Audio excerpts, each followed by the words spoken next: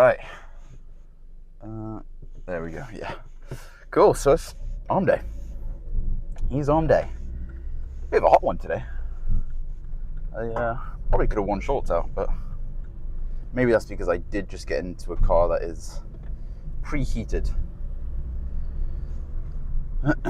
But I binge watched the new Devil May Cry. Well, it's not new, I suppose. But it's the new season of the Devil May Cry on Netflix. It was pretty good. I almost want to say, kind of like, what was the whole point of the entire series, though? Because I thought that, well, I guess they want to prolong the show, I guess, so that's probably why they didn't take out Mundus. Well, I probably shouldn't say anymore, just in case I spoil anything, but I thought they were going to take out Mundus at the start of the series and everything else, but a greater baddie came in the end, so I guess that's why. That kind of explains what this season's efforts were. But I haven't really played the games as much. I've played the newest game. I haven't finished it. I've still got it downloaded though on my computer, so I don't know if I ever will finish it. Maybe because I'm not caught up on all of the other games. But I don't know. It didn't really stick with me too much that I wanted to continue playing. But I thought the combat was good. And the characters were definitely badass. But I just didn't care for the characters. But again, that could just be because I didn't play the previous games. But I chose that one because I think it had the best ratings out of all the games.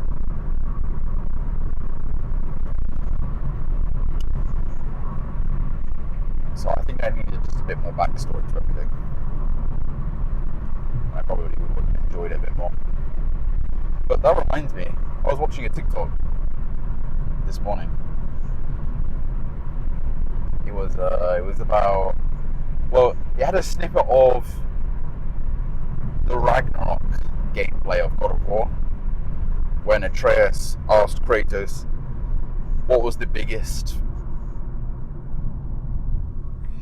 bad guy he'd fought, and it switched back to the prequel games, God of War 1, 2, and 3, and all the big bads that he's defeated. And those are, again, some other games I haven't played. I have watched parts of gameplay of them, so I would be able to tell you quite a few characters' names and what ends up happening in them. Not perfectly, because again, I haven't played through them, but I think I've been putting off those games. But I really enjoyed 2018 God of War. Ragnarok was also great, but it didn't hit the same for me as the 2018 one did.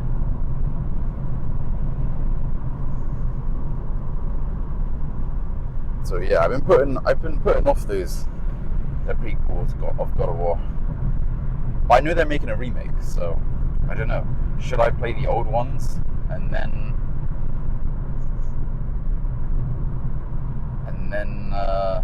the new ones, or should I just skip the old ones and wait for the remakes? I don't know. I do kind of want to just play them though. I wonder how long they are. Hopefully not too long. I've got quite a few games that I want to be playing. At the moment I'm playing Wolf Among Us. I played it last night for the first time, and it's drastically different than I thought it was going to be. Because, of course, the last Telltale games I played was The Last of Us, which were amazing. I really liked. But it is such a different world playing this game compared to The Walking Dead. I was so thrown off guard when I realized that all of the characters are all like Disney characters, Disney princesses and stories and tales. Little Red Riding Hood and Snow White, Beauty and the Beast. The list goes on. In a kind of darker world. I don't completely understand it, but they call themselves fables, I think. And they're, these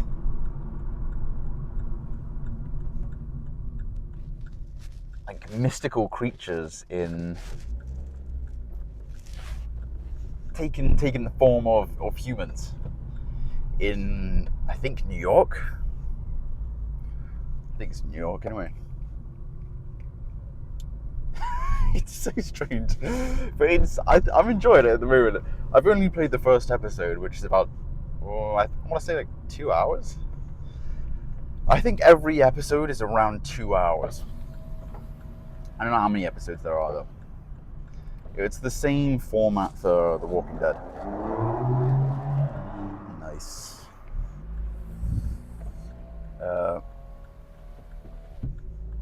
So yeah.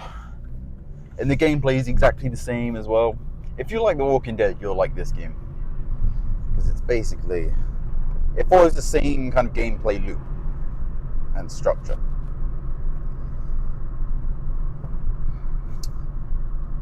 Yeah, it's good. And Rigby's an interesting character. I think it's funny how he's the big bad wolf as the investigator from Little Red Riding Hood. Yeah, very strange, but funny. I'm definitely gonna. I'm looking forward to playing some later today. But we got ARMS on the agenda, and I think I'm gonna start with Preacher Girls first.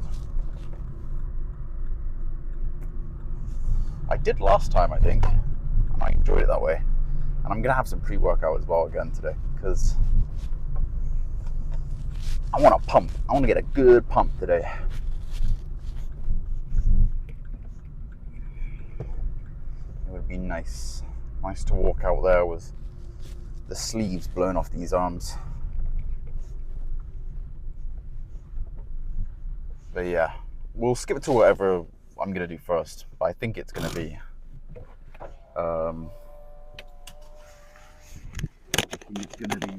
Preacher. I'll see.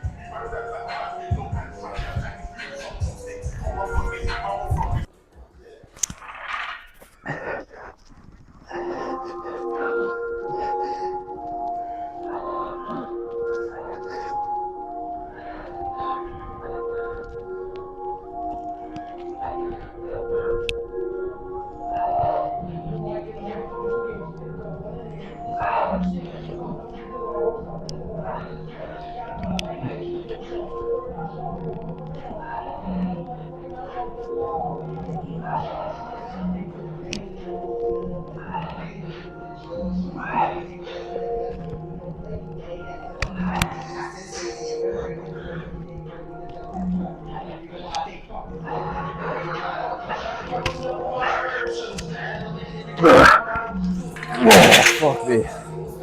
God.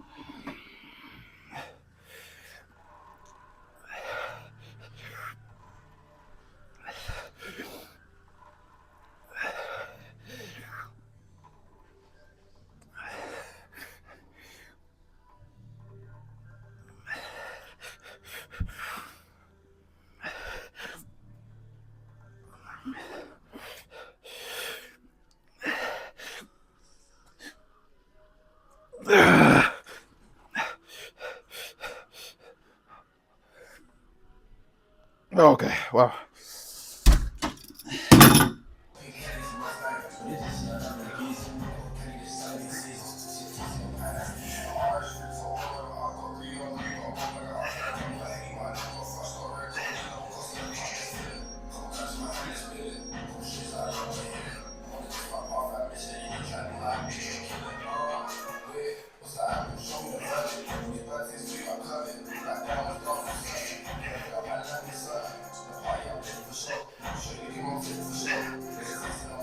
Oh.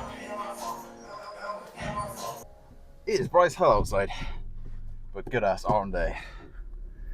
Pump achieved. Yep. I'm glad I was taking the piss in there. I was like, one more pose. One more pose. Oh, double buys. I'm just looking good with pump. With the pump, yeah, they'd be looking good.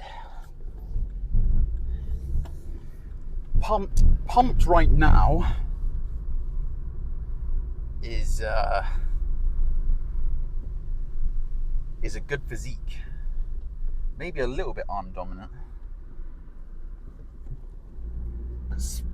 You know, that's where Classic came from. With some good ass arms. You gotta have the legs to match. So, yeah, very successful. I keep changing what I'm doing on my arm days recently, but something stayed the same today. Like dumbbell curls, I'm not able to get past the 7th rep on these dumbbell curls though. With 25 kilos. Once I get to the 7th rep, that's about it, you know. And it has been for weeks. So I might have to normalize something, whether it's, I don't know, tempo or alternating compared to doing it laterally. Is that the word? I don't know, but something's gonna have to give because I've been stuck on this number for a while. I did go on the new Preacher today, the Bodymasters one, which I said I was gonna do, but for whatever reason, just wasn't feeling it today. I do get quite bored of curling machines. And then always fun is the dumbbells. But dips, I'm liking dips again at the moment. And the last couple of weeks I've been doing easy bar push downs. So not quite, you know, when you're doing a tricep extension, it's more, yeah, it's more like an extension rather than a pull down. I don't know how to describe it, but I'm sure you guys know. But yeah, I've been recently doing the extensions, and you know what? They've been pretty good. They've been feeling good. I only stopped them ages ago. Actually, I probably haven't done them for at least a year because I used to give my elbow quite a bit of gym. I think I was coming up a little bit too high, beyond the range of motion that I need to put my elbow in a jeopardizing range of motion. But today, last week, it felt pretty good. So I don't know, maybe it's this new back supported cable curl that we have, but I'm quite enjoying it. It was nice and dead in there today though. Perfect vibes. Always is on Sunday. There's normally no more than, I say 5 people in there or something. To be fair, there's not too many people in there when I normally go. I normally go around 7 o'clock. By that time, I'm everyone who got off work is either gone or just leaving. So all the equipment starts to open up. But on the weekend I like to get a nice lie-in. But I'll go earlier because I normally eat a meal with my family on the weekend. So the meal after this one, which is the post-workout, will be family get together. I think it's sausage bake is on the menu tonight. I love a sausage bake. Hopefully we're having roast potatoes with it. Oh, love it.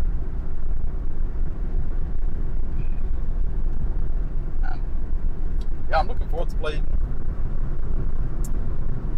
The Wolf Among Us, and I can't wait to play Subnautica. I'm not gonna lie, every day I think about playing Subnautica about 20 times a day at least. I just want to play it, but I've started this other game now. I don't want to put it down and then forget what's happened, then come back to it after 15 hours worth of content. That's Subnautica 2 at the moment. But I'm itching to play it. I'm itching like a kid in a candy shop, and their parents give them, I don't know, a $5 each, so you get whatever you want. $5 kind of, $5's not too bad actually. I'm thinking like pick and mix. You could get a decent amount of pick and mix for a $5. Talk about pick and mix. Peach rings are the best pick and mix sweets, I think.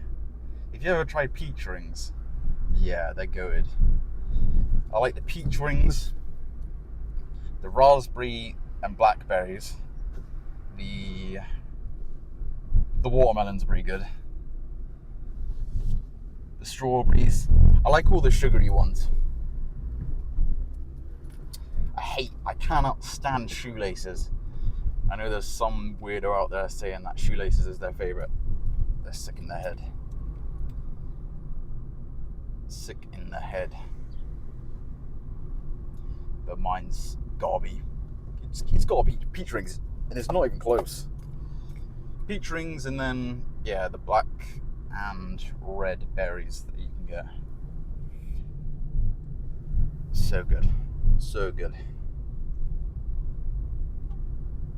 I used to like the fudge as well, but I got lactose intolerant, so. Oh, life. When I was younger, I used to think all I'd spend my money on is chocolate. And then God made me lactose intolerant. That is a bitch. Maybe for the best, though. You never know, I might have been a very different person to the one that you're seeing now if I wasn't lactose intolerant. I would still like to think I was bodybuilding, so that would keep me in line. But I think my consumption of goodies might be a bit more pushed, in a sense, let's say. I don't know though. I don't know. Because if I was bodybuilding, then I'd probably say the same. But I'm not gonna lie, there is a good assortment of dairy-free chocolate, but for some reason they cost twice the amount. I don't know why that is. Probably capitalism. That's probably why. But because it costs the same amount for the same ingredients, and it's not like they're giving you more per bar. In fact, they're giving you less per bar, so surely it should have been cheaper. But then I guess the counter argument is that they're probably spending more on the separation of, cross-contaminating foods. So they have to have like more space, or at least a dedicated space where the allergen stuff is being made away from the non-allergen stuff. I don't know. It's bullshit is what it is. It's bullshit. But yeah, if you are lactose intolerant and you're wondering where you can get good chocolates from, Lindt does an amazing. That's probably the best dairy-free chocolate there is out there. But also Galaxy does a really good one. I think I've got one in the cupboard that I'm gonna eat tonight, and it's I think it's a hazelnut and praline one by Galaxy. So yeah, Lindt and Galaxy. Those two are standard. Even not dairy free, they're probably the best. But Lindt is definitely the best. If you're looking for, well, even if you're not, I think Lindt is the best. But if you are dairy free, Lindt is still the best. So I don't know. They know their game. So put you on some sauce there if you are. If you're not, lucky you, asshole. No, I'm just kidding. Don't take it for granted, I will say, because I don't even miss cheese as much. It's more milk. I just love milk. I used to be a huge cereal head. I'd have like 3 bowls of cereal a day. That's probably what made me lactose intolerant, to be honest with you. But anyway, that's life. So I'll see you in the next one. Bye.